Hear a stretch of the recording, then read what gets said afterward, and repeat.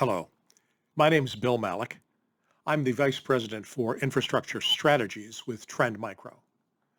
We're here to talk about information security awareness for people who are working from home. In the course of the next 24 or so slides, we're going to begin by talking about the goal of information security, and then we're going to talk about what kinds of things can go wrong. We'll take a look at some examples from individuals making errors. We'll take a look at the magnitude of the attacks, and then we'll close with a series of recommendations about what you can do. Now, in those recommendations, we will not only be talking about concrete steps that you can take as a home worker, but also steps that your organization can take, and we'll finally introduce you to our Internet Safety for Kids and Families program, which is an awareness and training designed for high school and college age students and for some younger ones. I will show you a few charts from that material. It is customizable. It is not copyright, so feel free to use it whenever you feel that you can make a positive contribution. So we're going to start by saying, what is the goal of information security? Well, it comes down to three things. Data should not be lost, it should not be altered, and it should not be inadvertently disclosed. In formal terms, that means that data has to be available, it has to have integrity, and it has to be confidential. Hence, it's known by the acronym CIA in some areas. I just like to say, let's not get it lost. Let's make sure that it hasn't changed, and let's make sure that we can keep it secret when appropriate. Now, when you take a look at the data you've got, we need to ask about the data value chain. That is, what's going on with information in your organization. Think about it this way. You have some stuff, whether it's digital assets, intellectual property, information you're holding for some other party, and that stuff has value. And that value is independent of how hard it was to gather, to create. And someone somewhere, the third part now, wants to get control of that valuable stuff for any one of a number of reasons. They want to make money off of it. They want to hold it for ransom. They want to sell it. They want to spy on it. But regardless, that's what we're trying to protect.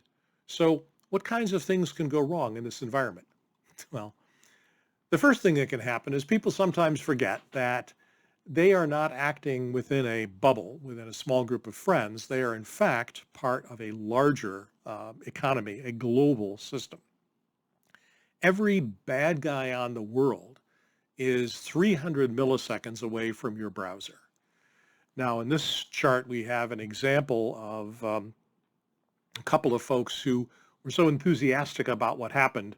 A young person got their platinum credit card with their college logo on it, and so they took a picture and put it on Twitter.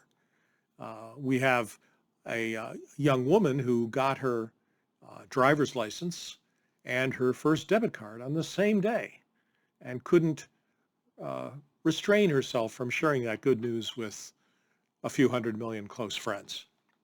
Well, the point is that these kinds of things, in retrospect, we say, oh, how could we have done that? But the tragedy is it's a lack of awareness of what that medium is really like. On the next chart, we're going to talk about the kinds of attacks that people are seeing against smart home networks.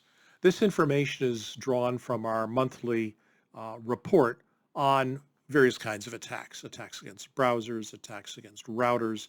And what we're looking at here is that in September, laptops, desktop machines are the most significant victims of attack. Smartphones come in a rather distant second, and then there's a significant number of other devices. These are as detected by Trend Micro's Smart Home Network, which gathers information from routers and also the home network security device.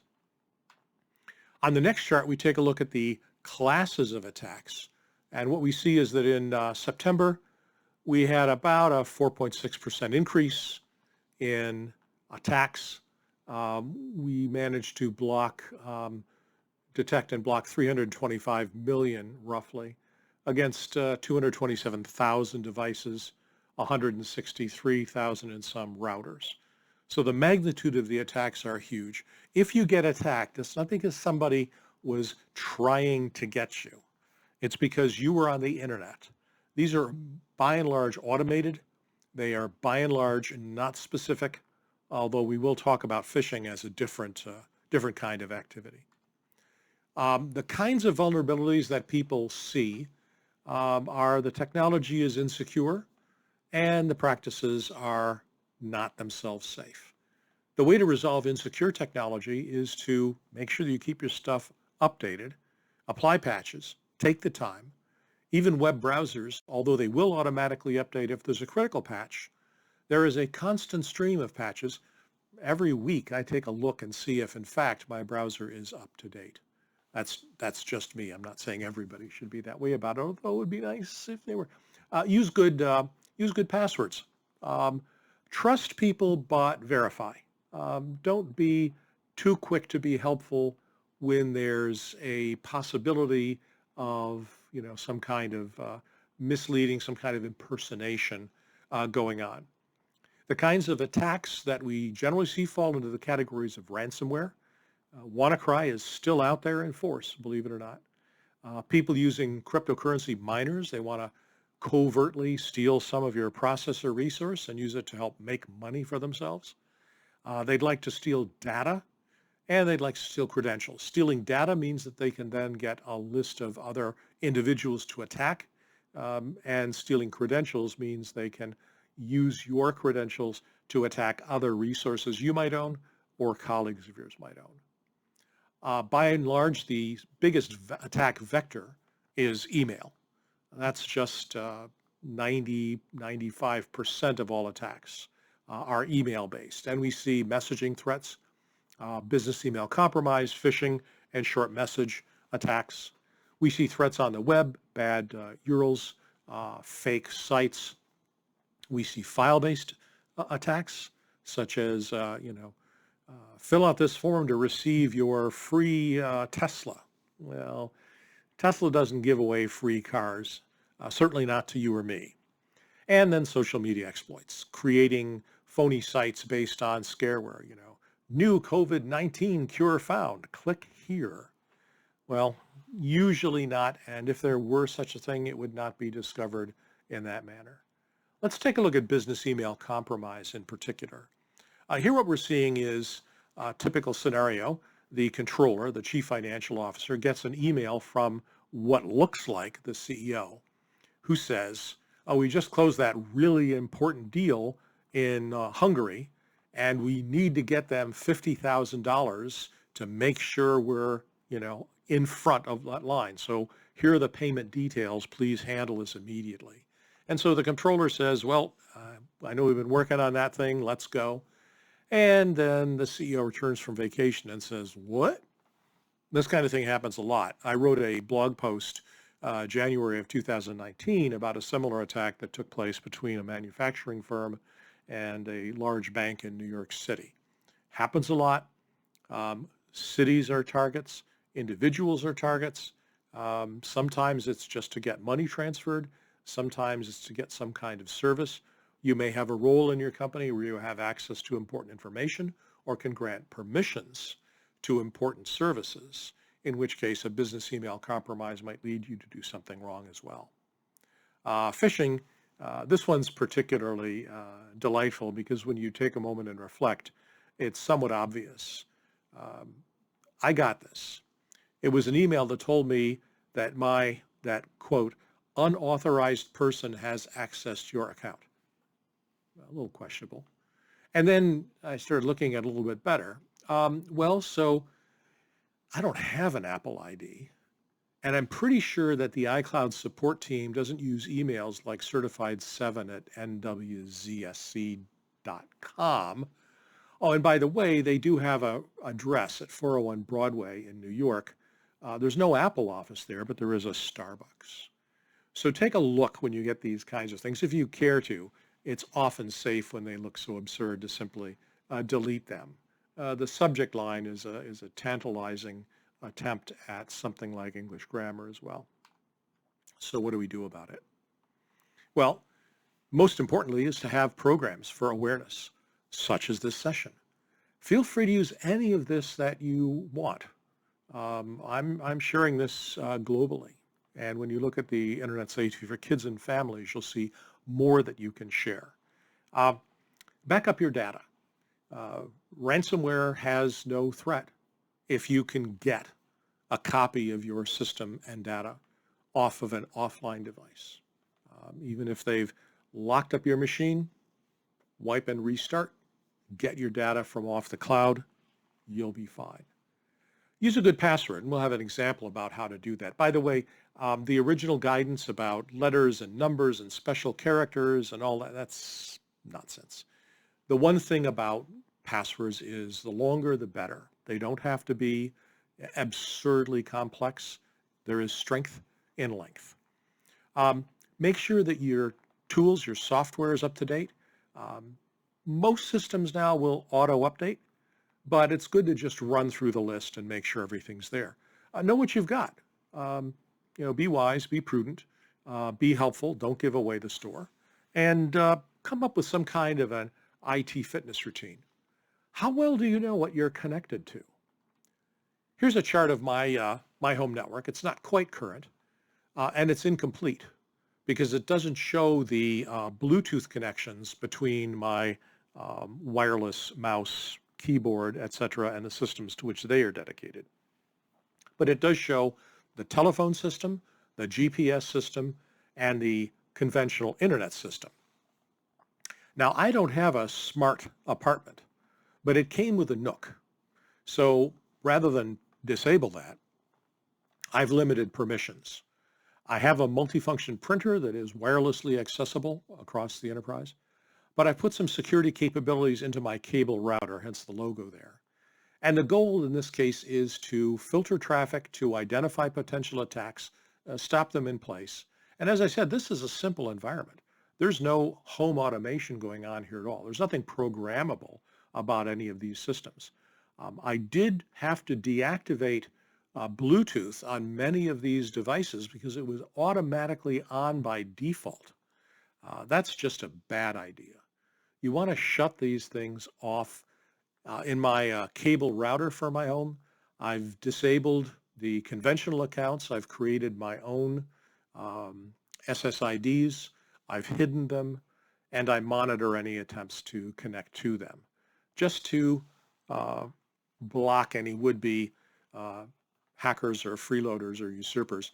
When I first set this system up, I discovered that I had another device connected to my system, and it took me a moment to figure it out because I don't own a Roomba. But sure enough, there was an iRobot that was surfing over my internet connection. That's what led me to change my SSID and password, and I was able to shut off the device remotely since they had given me access to it.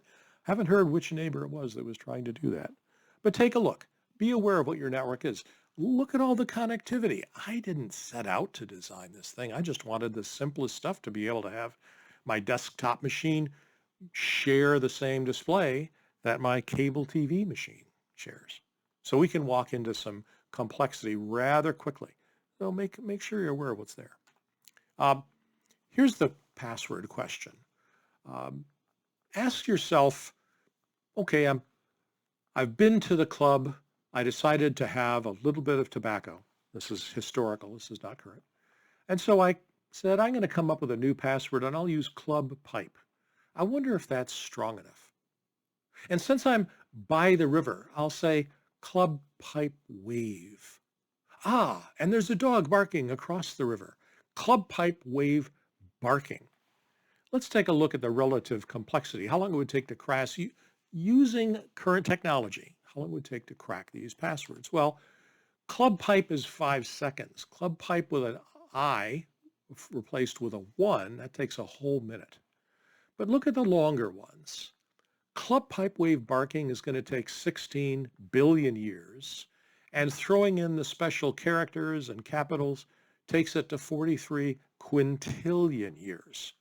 The problem with special characters and random capitalization is you never can be quite sure what you did, so you're going to end up writing it down, which is a bad thing to do.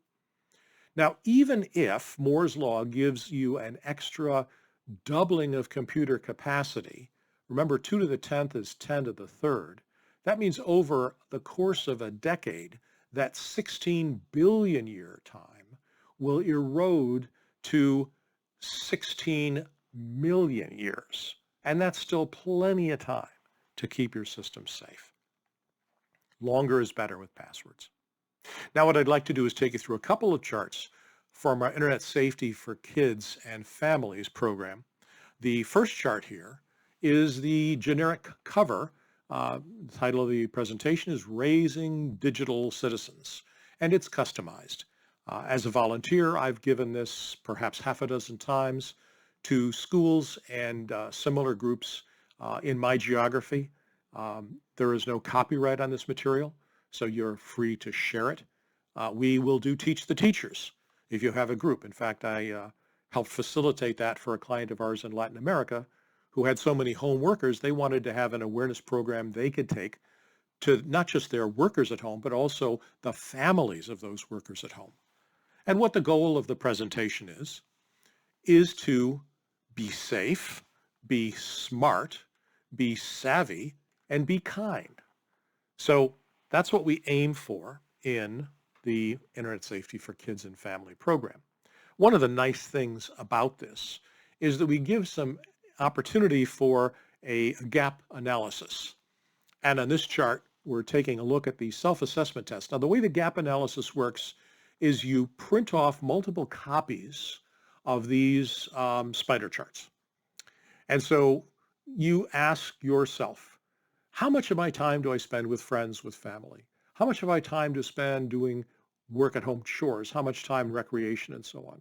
And then you take a look at the second chart and say, when I'm online, what do I do with my time? How much time am I gaming? How much time am I looking at social media? How much time am I reading stuff or looking at email? Now fill that out for yourself and fill out a second set for your children. And here's the fun part. Ask your children to fill out a set for themselves and to fill out a set for what they think you do. Now there's the gap analysis. Now, do I really spend that much time on email? Dad, I don't spend that much time gaming. Find out. Knowing is better than not knowing. The goal here is to be able to develop guidelines, a baseline set of activities and appropriate controls around them. That presentation is itself an hour long. I would simply leave it to you to contact a trend representative if you'd like to take advantage of it. It's exceptionally helpful. I've had amazingly, heartwarmingly good feedback from people who found it. And that brings us to the end of our material. Sometimes people say something different. My experience tells me that you are the strongest link in the cybersecurity of your home and of your enterprise. It is in your hands. And nobody starts out the day wanting to do a bad job. Everybody wants to do the right thing. And some of these resources will help you figure out. Now, these are US-based, although the Verizon and Akamai documents are global. The trend reports are certainly global. And if you get a chance, if you have an interest, the SANS Institute publishes a daily bulletin of what's currently going on. I offer you these references. Feel free to follow up on them. And again, if you want a copy of the presentation, please reach out to my colleagues there. Thanks very much for your time and attention. Have a good day. Enjoy the show.